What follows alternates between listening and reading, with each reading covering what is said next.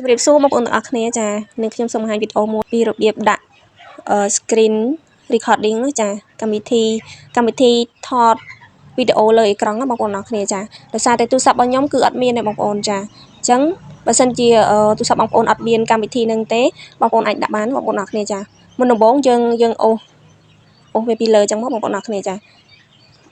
បន្ទាប់មកយើងរកកម្មវិធីនឹងគឺអត់មានទេអញ្ចឹងយើងជំហានដំបូងគឺយើងចុចកន្លែងត្រេ3ហ្នឹងមកហើយយកពាក្យថា edit ថៃចាចុចលើពាក្យហ្នឹងមកបន្តមកបងប្អូនមើលខាងលើគឺអត់មានកម្មវិធីហ្នឹងទេអញ្ចឹងយើងមកមើលខាងក្រោមនេះវិញបងប្អូនអរគ្នាមើលកន្លែងសញ្ញាបូកនេះមកចាយើងអូសមកមួយមកចាបន្ទាប់នេះបងប្អូនឃើញទេកម្មវិធី screen recording មានន័យថាអាហ្នឹងជាកម្មវិធីថតអេក្រង់ជាវីដេអូបងប្អូនអរគ្នាចាអញ្ចឹងយើងចុចលើហ្នឹងមកចុចកន្លែងសញ្ញាបូកហ្នឹងមកចា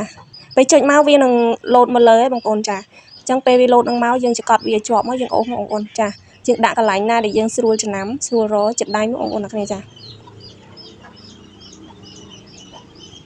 នេះបងប្អូនចានៅកន្លែងហ្នឹងបន្ទាប់មកយើងថយបងប្អូនអ្នកគ្នាចាជិះប៊ូតុងថយមកចានេះវានឹងឃើញនៅលើកន្លែងពីមុនមកពេលអូសមកគឺអត់មានទេបងប្អូនចាឥឡូវមានបន្ទាប់ពីយើងលើកវាមកដាក់ខាងលើវិញចាហើយបន្ទាប់មកបងប្អូនចុចចកត់លើនឹងឲ្យជាប់មក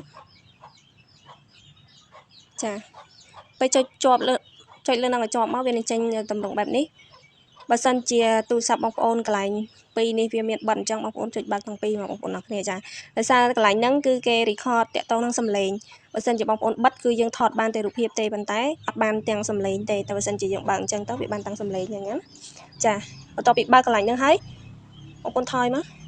ហើយបងប្អូនសាកល្បងទៅថតអេក្រង់បងប្អូនអរគ្នាចានេះចាចុចលើហ្នឹងមក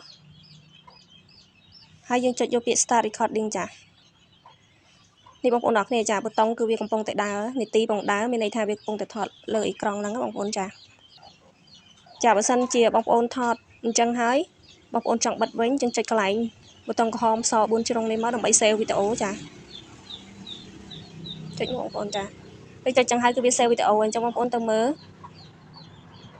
ចូលទៅមើលកន្លែងរូបថតបងប្អូនចាកន្លែង screenshot បងប្អូនចានេះបងប្អូនអរគ្នាចាប៊ូតុងគឺវាកំពុងតែដើរនីតិបងដើរមានន័យថាវាកំពុងតែថតលើអេក្រង់ហ្នឹងបងប្អូនចាអូនថតអញ្ចឹងហើយបងប្អូនចង់បិទវិញយើងចុចកន្លែងប៊ូតុងក្រហមស4ជ្រុងនេះមកដើម្បី save វីដេអូចានេះបងប្អូនអរគ្នាចាប៊ូតុងគឺវាកំពុងតែដើរនីតិបងដើរមានន័យថាវាកំពុងតែថតចាបងប្អូនអរគ្នាអញ្ចឹងវីដេអូហ្នឹងមានតែប៉ុណ្្នឹងទេបើសិនជាបងប្អូនចង់ដាក់ប៊ូតុងដាក់កម្មវិធី screenshot ជាវីដេអូបងប្អូនអរគ្នាបងប្អូនអាចធ្វើតាមវិធីហ្នឹងបានចាអញ្ចឹងវីដេអូនេះខ្ញុំមានតែប៉ុណ្្នឹងទេសូមអរគុណបងប្អូនចាជួយ like ជួយ share វីដេអូនេះខ្ញុំម្នាក់មួយផងដើម្បីជាកម្លាំងចិត្តឲ្យខ្ញុំធ្វើវីដេអូបន្តចាអរគុណច្រើនបាយបាយជួបគ្នាវីដេអូក្រោយទៀតចា